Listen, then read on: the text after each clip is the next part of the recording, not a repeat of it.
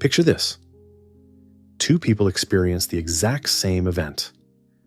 Let's say a sudden rainstorm that soaks them on their way to work. One person curses the sky, feeling angry and victimized, lamenting their ruined clothes and bad luck. The other simply observes the rain, feeling its cool touch on their skin, marveling at the power and unpredictability of nature. They know they'll dry off soon enough. What's the difference between these two people? It's not their circumstances, but their perceptions. And according to the Stoic philosopher Marcus Aurelius, perception is the key to navigating life's challenges with grace and resilience.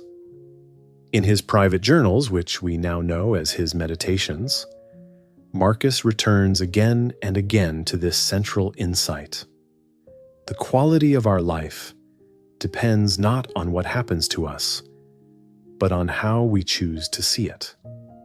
For Marcus Aurelius, the discipline of perception was a daily practice, a way of training the mind to see clearly and respond wisely. He understood that we don't control what happens in the external world, but we always control our judgments about what happens. And those judgments, in turn, shape our emotional landscape. You have power over your mind, not outside events, Marcus wrote. Realize this, and you will find strength. This might sound simple, but it's a radical shift from how most of us operate. We're conditioned to react automatically to the things that happen to us, labeling them as good or bad, fair or unfair. We get caught up in our own narratives of victimhood or entitlement, and we suffer as a result. Marcus saw an alternative. What if instead of reacting, we could simply observe? What if we could strip away our subjective judgments and see things as they are in their bare factuality? This, for Marcus, was the essence of the discipline of perception. He practiced it in ways both large and small. When someone insulted him, he reminded himself, "If any man despises me, that is his problem. My only concern is not doing or saying anything deserving of contempt." When he caught himself complaining about someone else's behavior, he turned his gaze inward. When you are offended at any man's fault, immediately turn to yourself and reflect in what manner you yourself have erred. Even in matters of life and death, Marcus strove for objectivity. When a plague swept through Rome, killing thousands, he wrote, "Plague around, people dying, and you're surprised?" It's more surprising that anyone lives at all. So many people travel, get married, have children, blithely carrying on. For what? All things are impermanent. This might sound callous, or even nihilistic. But for Marcus, clear seeing wasn't about detachment or apathy. It was about a radical acceptance of reality in all its beauty and pain. By relinquishing his judgments and expectations, he found a deep equanimity that sustained him through the best and worst of times. Radical objectivity. One of the most striking features of Marcus's meditations is the way he breaks down his own life into its most basic components. He looks at his possessions, his relationships, even his own body with a kind of cosmic objectivity, as if seeing them for the first time. Asia and Europe, distant recesses of the universe, he writes. The ocean, a drop of water. Mount Athos, a molehill. The present moment is the smallest point in eternity. All things are petty, easily changed, vanishing away. For Marcus, this practice of radical objectivity was a way of cutting through the stories we tell ourselves about reality, stories of permanence, importance, and control. By stripping away these illusions, he could appreciate the fleeting beauty of existence without clinging to any of it. He applies this same unflinching gaze to his own status and accomplishments. Alexander the Great and his mule driver both died, and the same thing happened to both, he reminds himself. You've wandered all over and finally realized that you never found what you were after: how to live. Not in syllogisms, not in money or fame or self-indulgence. Nowhere. Marcus even looks at his own body with dispassionate clarity. Mortal life, vapor and shadow. A brief candle quickly snuffed, ashes to ashes. This might sound grim, but it's actually a path to freedom. By relinquishing his attachment to all things transient, including his own physical form, Marcus found an unshakable peace. Of course, radical objectivity is easier said than done. Our minds are experts at weaving elaborate stories and investing them with meaning. We get attached to our roles, our reputations, our cherished beliefs about how things should be. Seeing through these stories takes practice, a kind of perceptual training.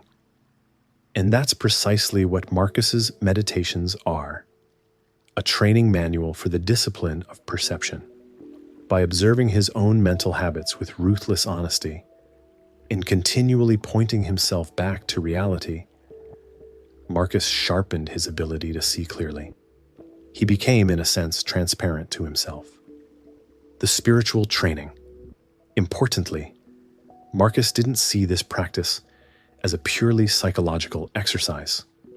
For him, aligning one's perceptions with reality was a spiritual imperative, a way of harmonizing the individual will with the will of nature, or universal reason. All things are interwoven with one another, he wrote, and the bond is sacred, and hardly anything is alien to anything else. For things have been coordinated, and they combine to form the same ordered universe. When we practice the discipline of perception, stripping away our limiting judgments and expectations, we start to glimpse this sacred order. We see that even the difficult and painful parts of life have a place in the whole, a kind of cosmic necessity. What stands in the way becomes the way, Marcus reminds himself. This isn't a fatalistic surrender to suffering, but a profound trust in the intelligence of nature. It's a trust that, as physicist David Bohm put it, everything is as it should be, unfolding from the law of the whole. When we fight reality, insisting that things should be other than they are, we cut ourselves off from this unfolding. We create resistance and suffering for ourselves. But when we practice acceptance, saying yes to reality, even before we understand it fully, we align ourselves with the movements of nature. We become partners in the cosmic dance rather than reluctant conscripts. And this, for Marcus, was the highest goal of human life. Of course, accepting reality is one thing when you're the Emperor of Rome, and quite another when you're stuck in traffic or dealing with a difficult boss. Marcus was well aware of this. That's why he saw the discipline of perception as a practice for daily life, not just lofty philosophical speculation. In the small frustrations of daily life, we have countless opportunities to put this practice into action. When someone cuts us off in traffic, we can rage and curse, or we can take a breath and let it go. When we get sick and miss an important event, we can bemoan our bad luck, or we can marvel at the body's miraculous capacity for healing. When a relationship ends painfully, we can indulge in self-pity, or we can open ourselves to the lessons of impermanence. These might seem like minor choices, but they add up to a way of being in the world. They shape our character, our resilience, our capacity for joy and connection. And no one understood this better than Marcus. Tested by years of war, betrayal, illness, and loss, he saw clearly the link between perception and peace of mind. The universe is change, he wrote. Life is opinion. Ultimately, the discipline of perception is about learning to inhabit the present moment fully, without the distorting filters of expectation or regret. It's about accepting what is, right here and now, and responding to that reality with clarity and purpose. Don't let your imagination be crushed by life as a whole, Marcus advises himself. Don't try to picture everything bad that could possibly happen. Stick with the situation at hand and ask, why is this so unbearable? Why can't I endure it? When we root ourselves in the present, neither dwelling on the past nor worrying about the future, we tap into a source of immense power and clarity. The present moment, Marcus reminds us, is the only true possession we have. The present is the only thing of which a man can be deprived. He writes, if it is true that this is the only thing he has, and that a man cannot lose something he does not already possess. And so the discipline of perception comes down to this: the ability to meet each moment as it is, without judgment or resistance, not the story of what this moment means for our hopes and fears, but the immediate sensory reality of the moment itself, the sights, sounds, sensations, and breath that are happening right now. When we cultivate this skill of present moment awareness, we start to see the beauty and mystery that are always available to us. We find, as the poet Blake put it, eternity in an hour. The mundane becomes sacred, and the small dramas of the self lose their grip on us. This isn't a one-time insight, but a lifelong practice. Even Marcus, for all his wisdom and discipline, had to remind himself again and again to return to the present, to see clearly, to accept reality. His meditations are a record of this ongoing practice, a practice that is as vital today as it was 2,000 years ago. So how can we apply Marcus's wisdom to our own lives? How can we start to cultivate the discipline of perception, moment by moment? One simple practice is to pause throughout the day and ask ourselves, what's actually happening right now? Not the story of what it means, but the raw data of sensation and experience. The breath moving in and out of the body, the play of light and shadow in the room, the distant sound of traffic or birdsong. As we get in the habit of checking in with the present moment, we start to see how often we're lost in thought, projecting into the future or replaying the past. We also start to notice our automatic judgments and reactions, the labels of good or bad that we assign to experience. With practice, we can learn to let these judgments arise and pass without getting caught in them. We can cultivate a habit of inner acceptance, meeting each moment with openness and curiosity. This doesn't mean resignation or passivity. It means aligning ourselves with reality so that we can respond wisely and effectively.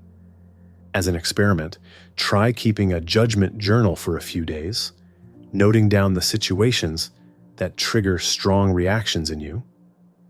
Maybe it's a rude comment from a coworker or a frustrating delay at the airport. For each situation, see if you can separate the bare facts from your interpretations and stories about it. What shifts when you let go of the judgments and simply acknowledge what is? What becomes possible when you align your perception with the view from above, seeing the bigger picture?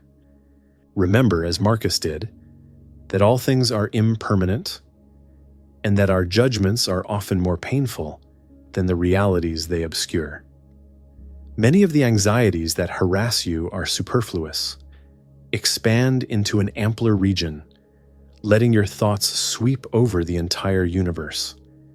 At its deepest level, the discipline of perception is a call to presence, a reminder of the miracle of consciousness itself.